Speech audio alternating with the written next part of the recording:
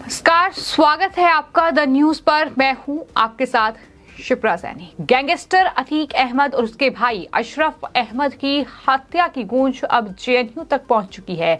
दिल्ली के जवाहरलाल नेहरू विश्वविद्यालय में अब छात्र संघ आयसा यानी ऑल इंडिया स्टूडेंट्स एसोसिएशन ने दरअसल मुख्यमंत्री योगी आदित्यनाथ का पुतला दहन करने की तैयारी कर ली है। बाकायदा इसको लेकर एक नोटिफिकेशन भी जारी की गई है और ये कहा गया है कि योगी की बीजेपी सरकार और यूपी पुलिस के पुतला दहन में शामिल हुआ जाए। ये आह्वान जो है वो आयशा की ओर से किया गया है, जो कि ऑल इंडिया स्टूडेंट एसोसिएशन है, उसकी तरफ से बाकायदा ये मैसेज है जो दिया गया है।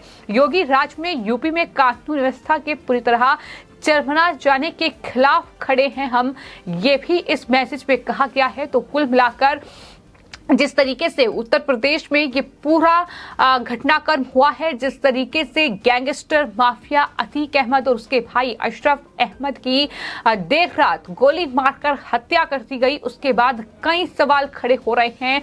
न सिर्फ आरोपियों को लेकर जिन्होंने गोली मारी है उन्होंने सरेंडर कर दिया है, पूछताछ लगातार उनसे चल रही है, एक के बाद एक बड़े खुलासे इस पूरे मामले में हो रहे हैं। तो दूसरी तरफ कई राजनीतिक दलों और साथ ही अब जो छात्र संगठन हैं उन्होंने भी अब योगी सरकार के खिलाफ मोर्चा खोल दिया है। और इसी कड़ी में अब जेएनयू जवाहरलाल नेहरू विश्वविद्यालय, जिसमें हर एक मामले की गूंज कहीं ना कहीं सुनाई देती है, अब इस पूरे मामले को लेकर पुतला दहन की तैयारी में है। मुख्यमंत्री योगी आदित्यनाथ और यूपी पुलिस का पुतला दहन किया जाएगा, ये जानकारी आयशा की ओर से दी गई है। आपको ये बताते हैं कि जो मैसेज लगातार आयशा की ओर से फॉरवर्ड किया जा रहा है उसमें ये जानकारी दी गई है कि शाम 5 बजे 16 अप्रैल को साबरमती ढाबा जहां ये पुतला दहन होगा, हैशटैग नो टू इस्लामोफोबिया, ये हैशटैग लगातार अब इस छात्र संगठन की ओर से चलाया जा रहा है। तो कुल मिलाकर इस पूरे मामले को लेकर जो राजनीतिक बवाल है वो लगातार देखने को मिल रहा है। लेकिन आपको ये बताते हैं कि वो तीन दरअसल आरोपी जिन्होंने अतीक अहमद और अशरफ अहमद को गोली मारी है, दरअसल 3 कॉन्ट्रैक्ट किलर थे, ये जानकारी सामने आ रही है। हालांकि इस पर अभी तक सवाल बना हुआ है क्योंकि पूछताछ लगातार उनसे हो रही है, लेकिन ये जानकारी लगातार सामने आ रही है कि ये तीनों जो थे वो कॉन्ट्रैक्ट किलर थे। गैंगस्टर अतीक अहमद के पाकिस्तानी आका, जिन्होंने पंजाब में ड्रोन का उपयोग करके हथियार बांटे, जिन्हें आरिफ द्वारा भारत के अन्य हिस्सों में पहुंचाया गया, वो नहीं चाहते थे कि अतीक अहमद और उसका भाई पुलिस को आपूर्ति श्रृंखला और मार्गों में अन्य लोगों का नाम दे।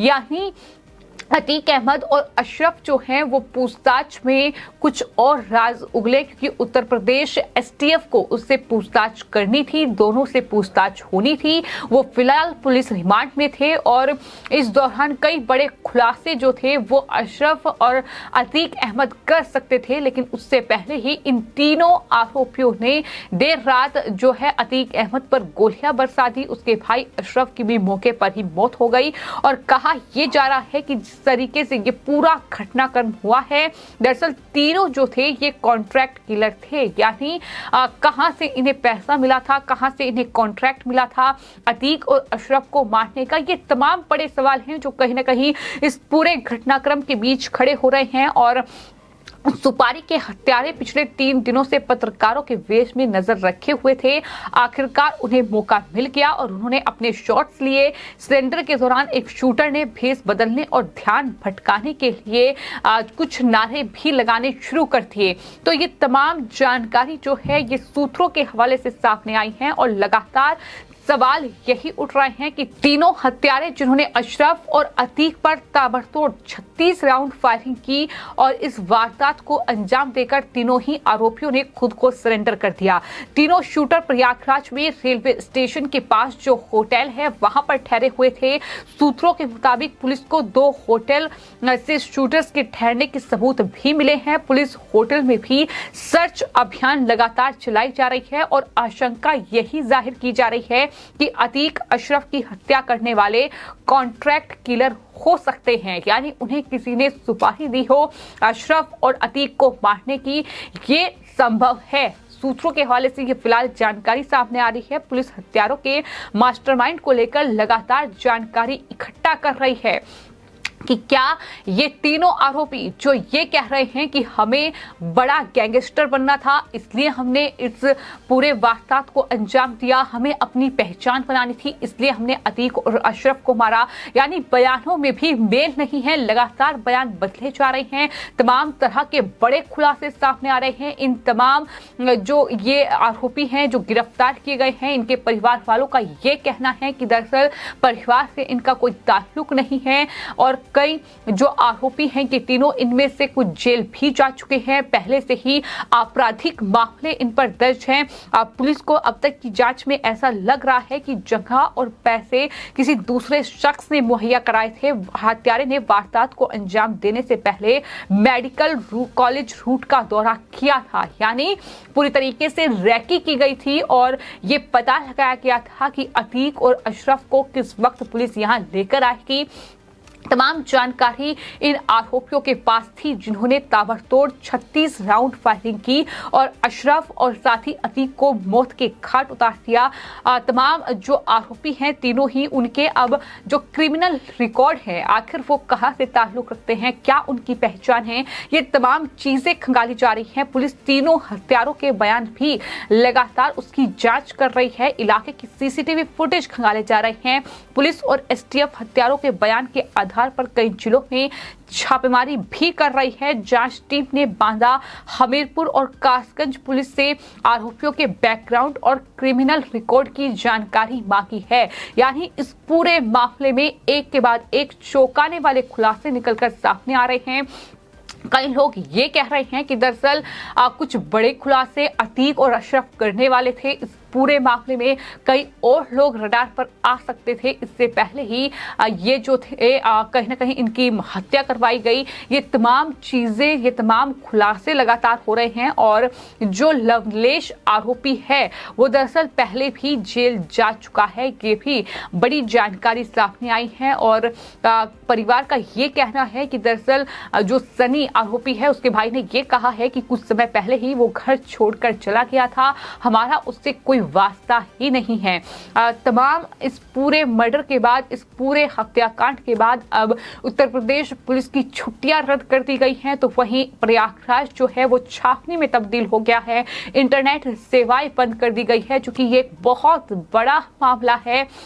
जिस तरीके से पत्रकारों के सामने देर रात अतीक अहमद और अशरफ को जिस तरीके से गोली मारी गई, जिस तरीके से अतीक अहमद की कनपट्टी पर सटाकर उसे मौत के घाट उतारा गया और ये तीनों आरोपी जिन्होंने वक्त पर ही सरेंडर कर दिया, और इस पूरे मामले में अब कई सवाल जो है वो उत्तर प्रदेश की सरकार और पुलिस प्रशासन पर भी उठ रहे हैं। हालांकि इस पूरे मामले की जांच चल रही है, राजनीतिक बयानबाजी का दौर भी जारी है, लेकिन इन सब के बीच सबसे बड़ा सवाल यही है कि क्या ये आरोपी जिन्होंने अतीक अहमद और अशरफ को मौत के घाट उतारा, जिन्होंने हत्या की, क्या ये कॉन्ट्रैक्ट किलर थे? क्या ये किसी दूसरे शख्स के इशारे पर काम कर रहे थे? कहां से इन्हें फंडिंग हुई थी? कॉन्ट्रैक्ट किलर थे हत्या के आरोपी? ये बड़ा सवाल है, क्योंकि कई बड़े खुलासे इस पूरे मामले में हो रहे हैं। पाकिस्तानी एंगल लगातार निकल के सामने आ रहा है, आतंकी एंगल का खुलासा हो रहा है और अब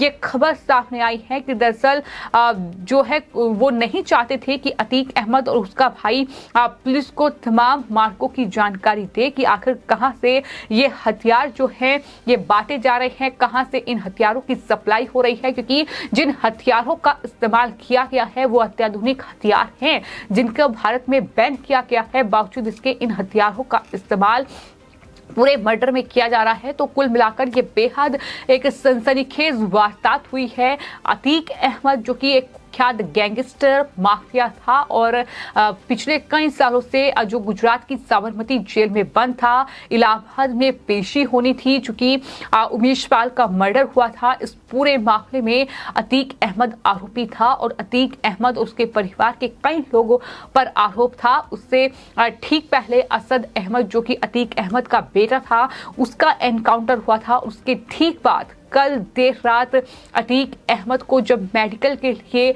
उसके भाई के साथ लेकर जाया जा रहा था, जैसे ही वो पुलिस वैन से उतरा, जैसे ही पत्रकारों ने सवाल पूछे, वो ठीक से पत्रकारों के सवालों का जवाब देता, उससे पहले ही गोली जो है वो सीधे कनपट्टी पर मारी गई। और जब कनपट्टी पर गोली लगी तो उसके बाद अतीक अहमद बेहोश होकर जमीन पर गिर गया। वैसे ही अशरफ को भी जो है गोली मारी गई। तो कहीं ना कहीं ये पूरी वारदात जो है कानून व्यवस्था को लेकर सवाल खड़ा कर रही है। लेकिन सबसे बड़ा सवाल तो यही है कि ये तीनों आरोपी जो लगातार अपने बयान दर्ज करा रहे हैं, लेकिन बयानों में मेल नहीं है, खुलासे एक के बाद एक हो रहे हैं कि क्या ये कॉन्ट्रैक्ट आरोपी हैं, क्या इन्हें फंडिंग की गई है अशरफ और अतीक को मारने की। ये बड़ा सवाल है जिसको लेकर कहीं ना कहीं अभी आने वाले वक्त में जवाब मिल सकते हैं। जिस तरीके से उत्तर प्रदेश एसटीएफ और उत्तर प्रदेश पुलिस इस पूरे वारदात की छानबीन और जांच कर रही है। फिलहाल आपकी इस पूरे मामले पर क्या राय है, हमें कमेंट बॉक्स में जरूर लिखें और चैनल को सब्सक्राइब करें। धन्यवाद।